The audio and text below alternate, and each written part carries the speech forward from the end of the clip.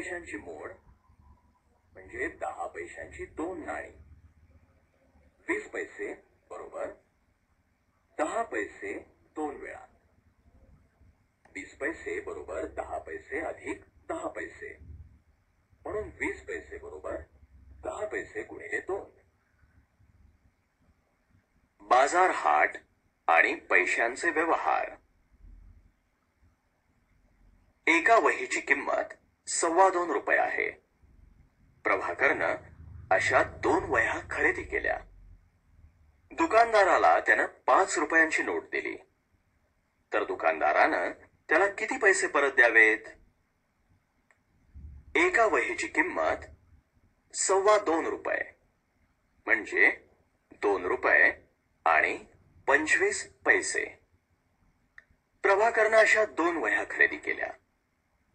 2 वह्यांची किंमत 2.25 रुपये अधिक 2.25 रुपये बरोबर 4 रुपये 50 पैसे. दुकानदाराला त्यानं 5 रुपये दिले, म्हणून 5 वजा 4 रुपये 50 पैसे बरोबर 50 पैसे. म्हणजेच दुकानदारानं प्रभाकरला 50 पैसे परत करावेत. नाणी व नोटा ही नाणी आणि नोटांचे चित्र पहा. 5 रुपये, 2 रुपये, 1 रुपया, 50 पैसे, 25 पैसे. नोटा 1 रुपया, 2 रुपये, 5 रुपये, 10 रुपये, 20 रुपये, 50 रुपये, 100 रुपये, 500 रुपये.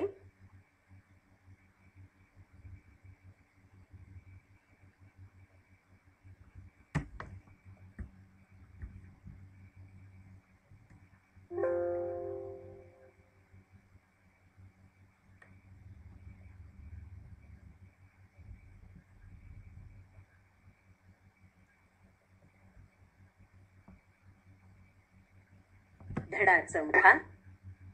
पिण्याचे पाणी. प्रस्तावना. आपल्याला पिण्यासाठी स्वच्छ पाणी लागतं.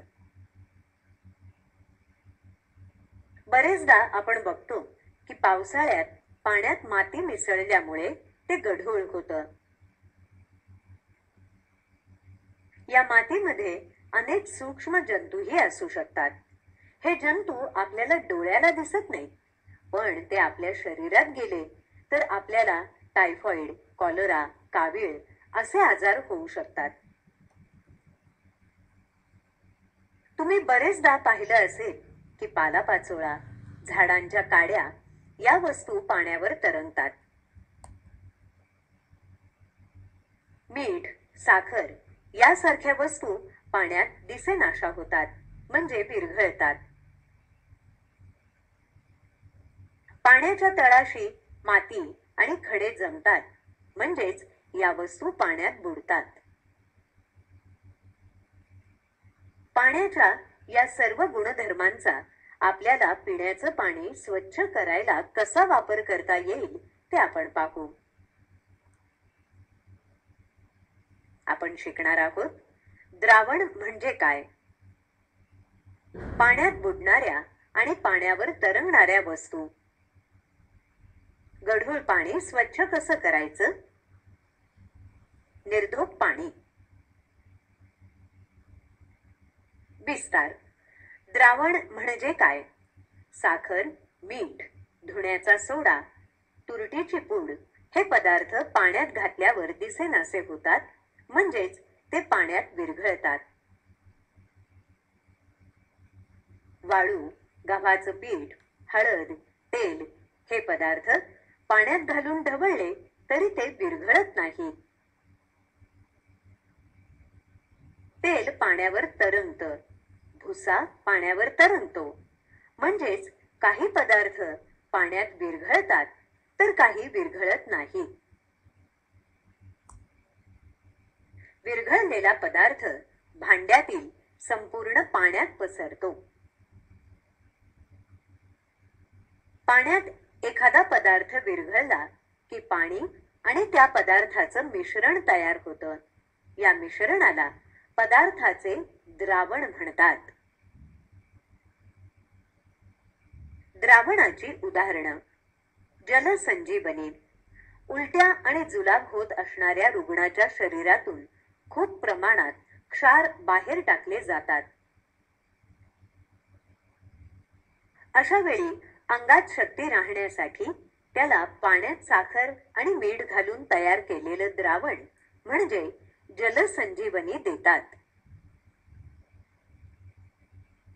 इस्पितळातील रुग्णांना सलाईन दिलं जातं. सलाईन हे मिठाचं द्रावण आहे. सलाईन मधून इतर औषधही रुग्णाला हातातल्या शिरेवाटे देता येतात. लिंबाचं सरबत हे मीठ, साखर, लिंबाचा रस आणि पाणी यांचं द्रावण आहे. समुद्राच्या पाण्यात निसर्गतःच मीठ विरघळलेलं असतं. हे नैसर्गिक द्रावण आहे. सोडा वॉटर हे सुद्धा एक द्रावण आहे. हे बनवताना कार्बन डाय ऑक्साईड नावाचा वायू दाब देऊन पाण्यात विरघळवलेला असतो. सोडा वॉटरच्या बाटलीचं झाकण काढलं की या वायूचे बुडबुडे फसफसून वर येतात. वेगवेगळ्या ठिकाणचं पाणी वेगवेगळ्या चवींचं लागतं, कारण यामध्ये जमिनीतील क्षार कमी अधिक प्रमाणात विरघळलेले असतात. पाण्यात बुडणाऱ्या आणि पाण्यावर तरंगणाऱ्या वस्तू: काड्या, पानं, पालापाचोळा, शेंगांची टरफलं या वस्तू हलक्या असतात, त्यामुळे त्या पाण्यावर तरंगतात. माती, खडे, नाणी, खिळे या वस्तू जड असल्यानं त्या पाण्यात बुडतात. याच गुणधर्माचा उपयोग आपल्याला गढूळ पाणी स्वच्छ करायला करता येतो.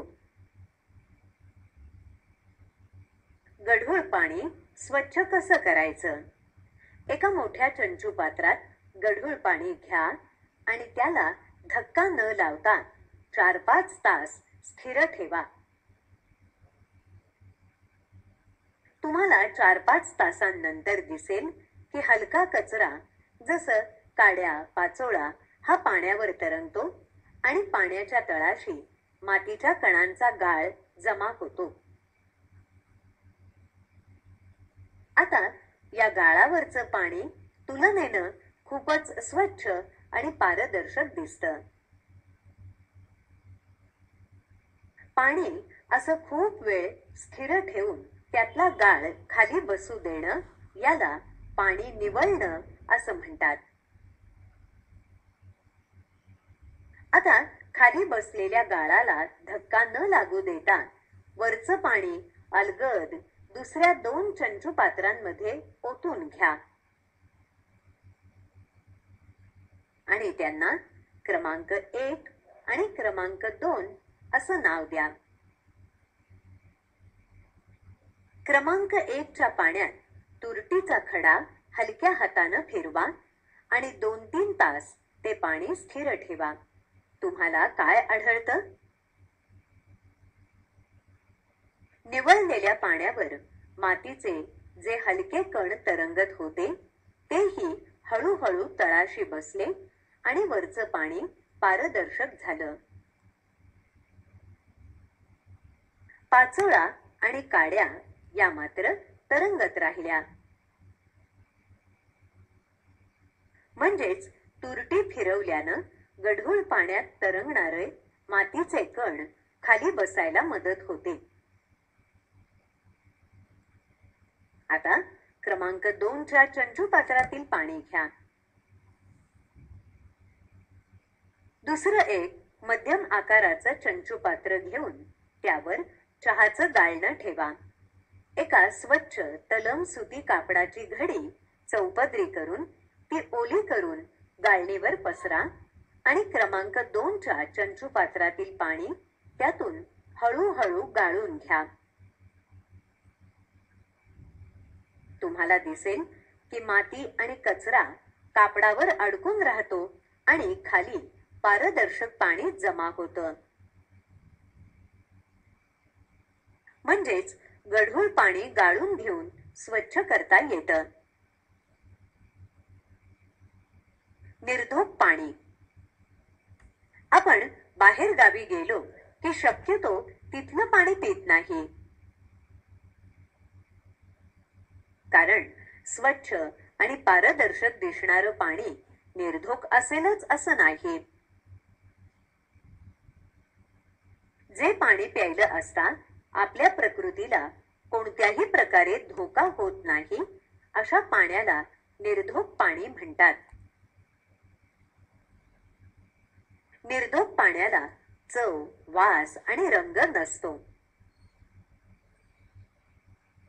निवळलेलं, तुरटी फिरवलेलं आणि गाळलेलं पाणी निर्धोक आहे असं म्हणता येत नाही, कारण अशा पाण्यात काही सूक्ष्म जीव म्हणजे साध्या डोळ्यांना न दिसणारे जीव असू शकतात. काही सूक्ष्म जीव आपल्याला फायद्याचे असतात. सूक्ष्म जीव पाहण्याच्या यंत्राखाली म्हणजे सूक्ष्मदर्शीखाली काचपट्टीवर थेंबभर दही घेऊन तुम्ही बघितलं तर आपल्याला हे सूक्ष्म जीव दिसतात. त्यांच्यामुळेच दुधाचं रूपांतर दह्यात होतं. या जीवांमुळे आपल्याला B12 हे जीवनसत्व मिळतं. पण पाण्यातले सूक्ष्मजीव कदाचित त्रासदायक असू शकतात. हवेतून, मातीतून पाण्यात गेलेले हे जीव गॅस्ट्रो, हगवण, कावीळ असे आजार निर्माण करू शकतात. अशा वेळी निवळलेलं आणि गाळलेलं पाणी उकळून घेऊन हे निर्धोक करावं लागतं. पाणी उकळल्यानं त्यातील हानिकारक सूक्ष्मजीव मरतात. जरा डोक्याला चालना. काही पदार्थ पाण्यात न विरघळल्यामुळे ते सोप्या पद्धतीनं आपल्याला वेगळे करता येतात. आपण काय शिकलो? काही पदार्थ पाण्यात विरघळतात तर काही विरघळत नाहीत. साखर, मीठ, तुरटी इत्यादी पदार्थ पाण्यात घातले की पाणी आणि या पदार्थांचं मिश्रण तयार होतं. या मिश्रणाला पदार्थाचं द्रावण म्हणतात. पाण्यापेक्षा हलक्या वस्तू पाण्यावर तरंगतात आणि पाण्यापेक्षा जड वस्तू पाण्यात बुडतात.